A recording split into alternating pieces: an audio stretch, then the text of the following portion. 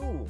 On est aujourd'hui le 28 octobre, c'est la fin de semaine de l'Halloween, mais moi je joue pas dans les citrouilles aujourd'hui. Aujourd'hui, je fais un test. Je vais semer les patates, les pommes de terre cet automne. Je fais un essai là, de semer les pommes de terre cet automne au lieu du printemps, un peu comme on fait avec l'ail. Pourquoi? Parce que à chaque année, j'oublie des patates quand je les récolte, puis je m'aperçois qu'au printemps suivant, dans mon jardin, il se met à pousser des patates là où il y était l'année passée. Alors, je les laisse pousser bien souvent à travers les autres légumes que j'ai mis là l'année suivante. Puis, je me retrouve souvent avec les meilleurs rendements, même avec ces patates-là oubliées. J'appelle mes patates sauvages. C'est des super de bons rendements. Alors, je me suis dit, cette année, m'a faire un essai, m'a faire un rang de patates semées à l'automne, à ce temps-ci, là, juste avant les gels. Alors, regardez, j'ai une partie de ma récolte ici de pommes de terre. La patate rouge, entre autres, qui, regardez-moi la grosseur, mais dans le fond, moi, tout ce que je vais semer, là, puis que je sème à chaque année, c'est de la petite patate comme ça. Parce que c'est pas, on a récolte de la belle grosse, mais on a récolte de la petite. La petite va commencer à éplucher ça, tout ça. Bon, alors moi, je les garde comme patate de semence. Fait que ça fait que j'ai pas besoin de les couper.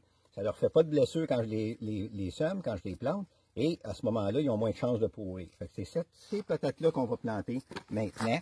On va planter ça. Vous voyez, je les ai triées. Et puis, on va aller planter ça dans le rang qu'il y a ici. Que j'ai préparé d'avance. J'ai préparé entre autres d'avance un peu pour vous montrer. Je me suis fabriqué, en fait, un petit plantoir. Regardez, c'est un manche d'une pelle qui a cassé. Alors, j'ai posé un stopper, si on veut, un arrêt pour être capable d'avoir toujours 4 pouces de profondeur pour faire mes trous, pour insérer mes patates.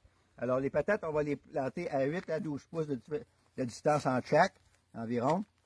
Alors, je rentre ça au fond, un autre ici, hein, un autre ici, et ainsi de suite. OK, alors on va s'en faire quelques-uns, là.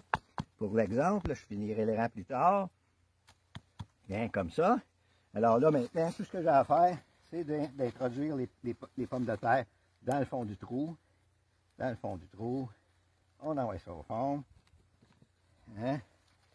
Un autre ici, un autre là. Et on renterre ça. Simplement, comme ça. Et voilà. Bon, un coup que c'est fait, là, ben là, c'est des pommes de terre, ça peut geler durant l'hiver. Alors, si jamais on n'a pas de neige, ça veut geler en profondeur. Et là, à ce moment-là, je vais les couvrir de paillis. OK? Je vais lui mettre un paillis de feuilles, évidemment. Vous savez comment je ramasse les feuilles. Vous voyez comment c'est pratique, les feuilles, justement, au lieu de s'en débarrasser, là. Ben bon, Yann Devine, il y a tellement de bons usages qu'on peut faire avec ça. Puis ça va nourrir votre sol en plus de ça. Il n'y aura pas de mauvaise herbe qui va pousser, puis ça protège pour l'hiver. Mon Dieu, c'est la joie de travailler avec les feuilles. Et pour finaliser, pour que les feuilles s'envolent au vent, tout ça, je vais travailler avec un géotextile comme ça, que je vais faire tenir avec des planches, des briques, n'importe quoi. Et blanc, pourquoi? Parce que blanc, ça n'absorbe pas la chaleur, fait qu'à ce moment-là, la neige ne fondra pas trop vite, puis ça va rester isolé. Et au printemps, je vais enlever ça, je vais tasser mon paillis pour que les pommes de terre puissent sortir. Dès qu'ils sont sortis, je recolle le paillis. Et je vais avoir une super de belle récolte. Moi, je ne renchose pas mes pommes de terre. Hein? Le fait de travailler avec un paillis durant toute la saison, ça évite justement que les pommes de terre qui vont apparaître en surface du sol ne seront pas exposées à la lumière. À ce moment-là, ils ne verdiront pas. C'est un peu pour ça qu'on renchose les pommes de terre. Mais moi, dans mon cas, je n'ai pas besoin parce que je travaille avec un paillis. Donc, le paillis de feuilles, c'était un autre avantage. Ça évite d'être obligé de faire l'ouvrage de renchausser les pommes de terre. Je vais vous montrer aussi, tant qu'à y être, vous voyez ici les résidus de culture du jardin de cet été. Les résidus de culture, je les laisse là. Pourquoi? Parce qu'en quelque part, ça permet aux insectes utiles d'habiter, d'avoir un habitat, au lieu d'avoir une terre qui est à nu et qui n'a plus d'habitat, ils n'ont plus de maison. Alors ça permet de conserver les insectes utiles qui vont s'occuper de manger les larves qui nous nuisent rendus au printemps. Donc, gardez vos résidus, rendus de toute façon au printemps prochain, là.